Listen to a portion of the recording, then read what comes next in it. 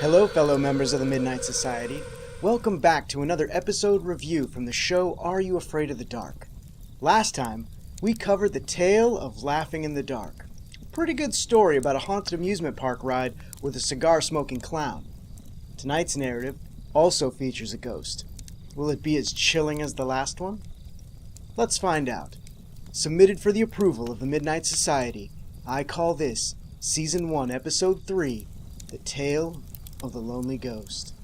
We open in the woods before the Midnight Society has begun their meeting. Kristen is making her way to the gathering spot when she hears a noise. She becomes very uneasy before receiving an accidental jump scare by David. Apparently he was waiting for her. In the woods. At night. Away from everyone else. Ah, young love. David bumbles his way through telling Kristen that he has a birthday present for her, to which Kristen asks, "How did you know it was my birthday?" It's at this point that I needed to remind myself that these kids don't necessarily know each other outside of the Midnight Society. In the first episode, it's established that they all go to different schools and have different friends. So, how else would David know her birthday? I mean, like any respectable stalker, by digging through her trash. I imagine. Kristen says they're late, so she'll open the present after the meeting. We then cut to the rest of the group around the fire, where Eric is apparently trying to impress Kiki by tossing nuts into his mouth. Frank then tries to waterboard him while he's tossing back some nuts. That didn't sound right. Anyway, this infuriates Eric. He then gets into Frank's face about it, and Frank's like, "Give me your best shot." Yeah, seeing some of that rebel attitude we saw from Frank in episode 1. Hey, watch it, man! Gary breaks up the fight, allowing David to begin his tale. We cut to a large house in a wooded area with a for sale sign out. That sign falls over while David gives us a bit of backstory about our main characters. Amanda is being sent to spend the summer at her Aunt Dottie's place while her parents are up north researching Inuit stone carvings. It's such a specific detail that it really feels like it's going to come up again later in the story. But no, it never does. We never learn anything more about her parents, the Inuits, or their stone carvings. We have top men working on it right now. Who? Top men. Quick sidebar. Look, I don't know if it was a Canadian thing or just like a 90s fashion thing, but Amanda and her aunt, they're both wearing mom pants. Like, ugly, high-waisted, shirts tucked in mom pants. I mean, honestly, they should phone up Ouija from the previous episode and start their own fashion line. Aunt Dottie calls up to her daughter, Beth, at the second-story window on her house, which is next door to the house with the for sale sign. Beth's window is slightly open, but no one responds to Dottie's call. She chalks it up to Beth being on the phone again and moves on. It's at this point that Dottie begins a very weird character tick, I guess. She straightens Amanda's shirt, which doesn't need straightening, and Amanda immediately readjusts her shirt after Dottie walks away. This happens at least 2 or 3 more times throughout the episode. I'm just curious if it was an actor choice or a director choice. Because if it was an actor choice, then, like, good for her, and the young actress playing Amanda, for reacting to it each time. If it was a director choice, why? It's so weird. Like, I could see a parent doing that to their own child, but to your niece? Anyway, after Dottie walks away, Amanda stares up at Beth's window like she's John Cusack from Say Anything. Dottie goes to help Amanda bring her heavy suitcase inside when Amanda hears a noise next door. Dottie assures her there's no one in the house. She would know because she's the real estate agent who's been trying very unsuccessfully to sell the place. We then get just a very weird moment, and I think it's meant for a scare effect. What do you think? I wish you would just...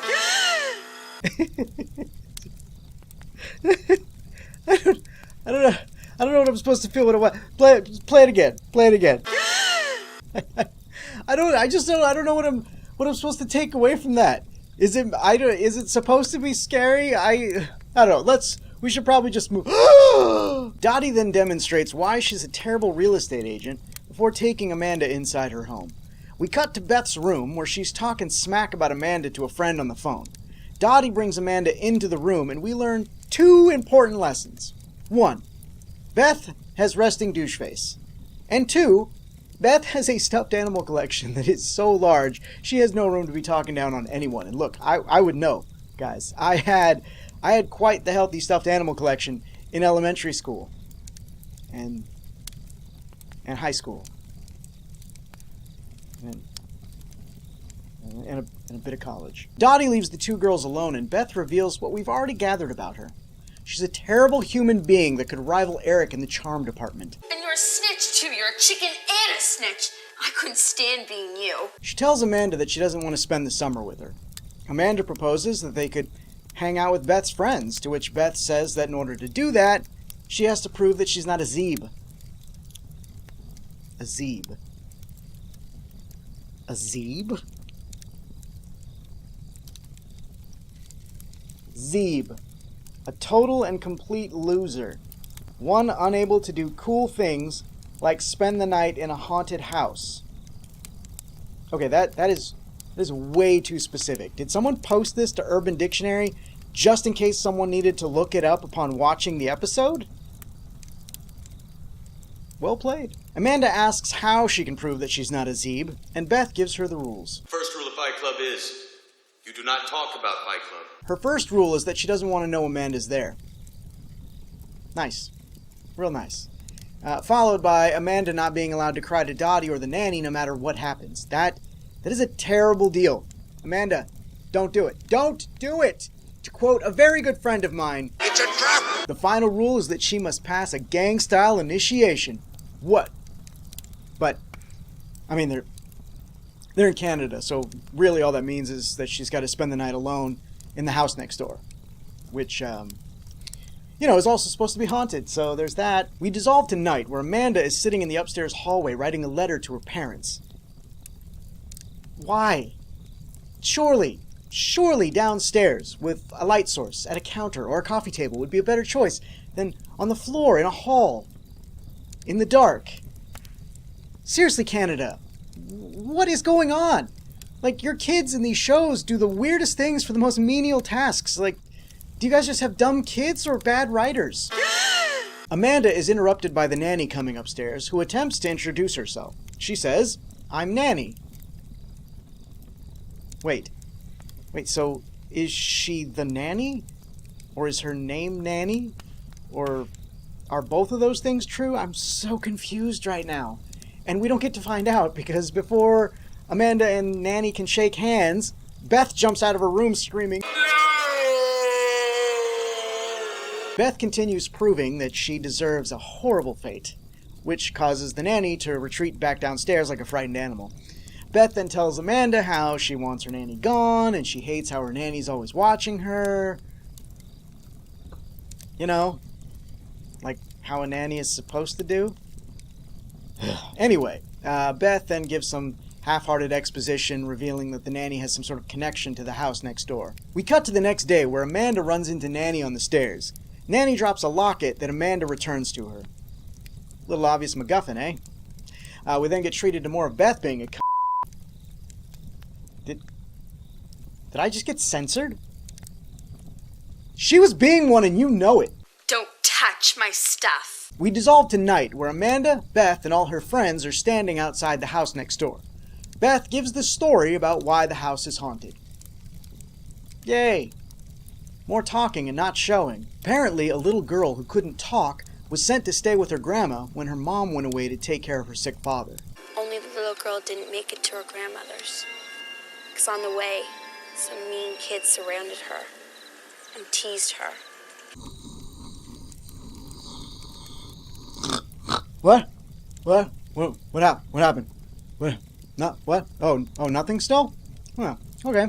Hey, David, will we actually be seeing any ghosts in your ghost story? Or, I don't know, any scares at all? It doesn't matter, just listen. Long story short, the little girl died in her room because her mom left before actually seeing that she made it to her grandmother's house.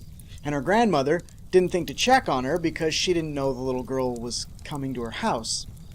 Despite her already being en route when she was intercepted by bullying kids who drove her back to her room. There's still one thing I don't understand. One thing. I've got so many questions. First off, why was the little girl walking to grandmother's house? Why did the mother leave without letting the grandmother know that her daughter was going to stay with her? How did the kids manage to lock this girl in her own room? What sort of serial killer puts locks on their little mute daughter's room, especially ones that lock from the outside? And you're telling me this little girl couldn't escape? The room didn't have windows? Is it a safe room? Like, none of this makes any sense. It's called a willing suspension of disbelief, David, not ignoring all of how life works. Sorry. Anyway, we also learn that Beth isn't just a jerk to Amanda, but also to her friends. They give Amanda a flashlight, and they tell her that the light is how they'll know she stayed in the haunted house all night. Lame! Clearly, Amanda learned nothing from Kevin McAllister. Power of deception. Just light up that flashlight inside and then get out of there, homegirl!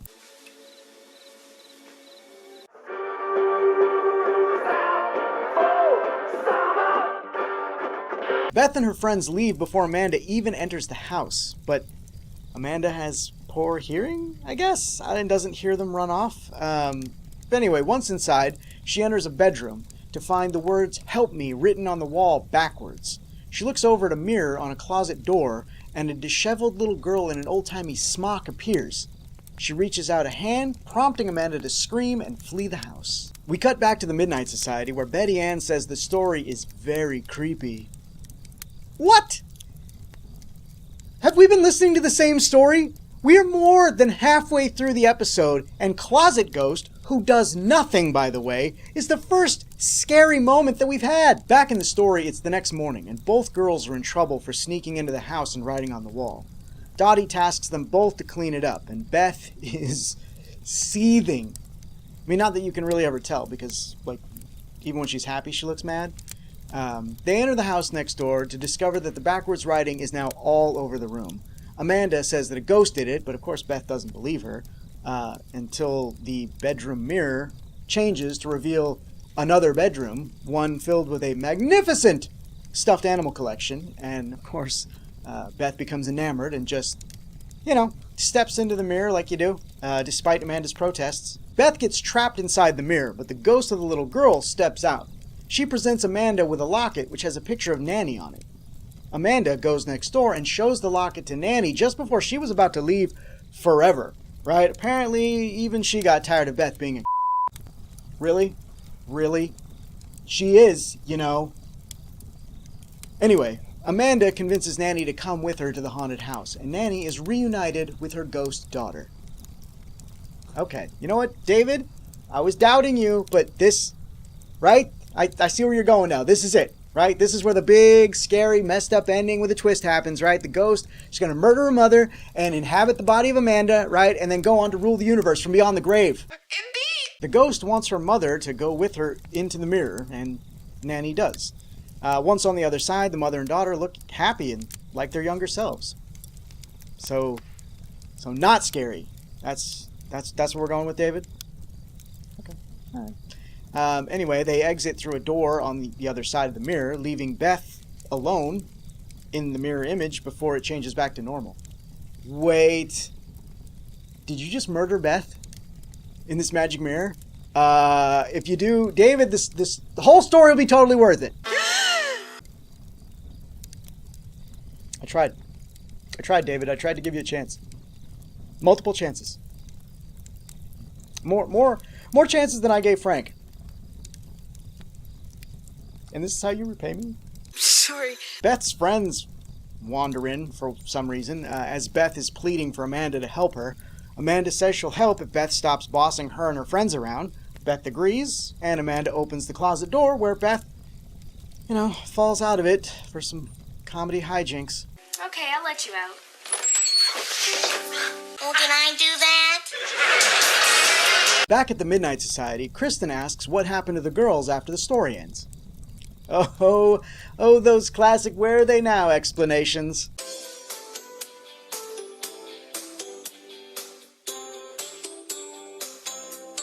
Gary dismisses the group, leaving David and Kristen. Kristen opens her birthday gift to find a locket like in David's story. I'm confused on the message you're trying to send here, Dave. Do you love her like a mother loves a daughter? Or do you want her to, like, go with you into your ghost closet so you can both die happily ever after? What are you trying to say? Well, I mean, whatever the message, Kristen got it and rewards David stalking with a peck on the cheek. Very creepy. Now for the review. Coming off of a great ghost story like The Tale of Laughing in the Dark, this episode was way weaker by comparison.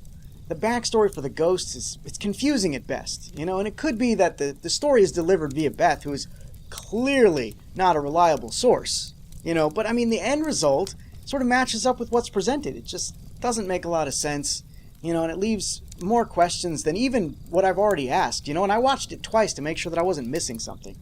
The scares don't even make up for the confusing backstory. There's one moment that could be considered scary the whole episode. Even the second appearance of the ghost brings no real fright or menace to it, despite the actress playing Amanda's best efforts to seem like she's terrified. To which, I mean, to her credit, she does, but it just, the ghost itself isn't doing anything for me. Honestly, younger me probably would have bailed on this episode before it was done. The acting in this episode was mid to fair. Amanda goes from looking bored to terrified, with very little in between. Beth was great. She was the perfect antagonist. She made me hate her the way I hated the kid who played Joffrey on Game of Thrones, and that's really saying something, The adult actors, they're given very little to do here. Dottie makes the most of her screen time playing everything, just real big and over the top. Nanny, I mean, she has all of 2 minutes of screen time, and frankly, she spends most of that looking like her daughter died. Too soon? It's too soon. Unfortunately, David, The Tale of the Lonely Ghost does not meet the approval of the Midnight Society. I'm sorry. What did you all think of David's story? Did you see it as a kid? What were your favorite tales from the series? Let me know in the comments below. If you enjoyed this video, please give it a like and a share. Don't forget to subscribe and hit that bell icon to be notified when more Midnight Society episodes go up. If you'd like to become a member of this Midnight Society, join the Facebook discussion group, or head on over to Patreon where you can sign up to support the show. Get access to these videos 1 week before everyone else, as well as some other cool perks. Be sure to check out the next episode about the tale of the Twisted Claw. Until next time, are you afraid of the dark?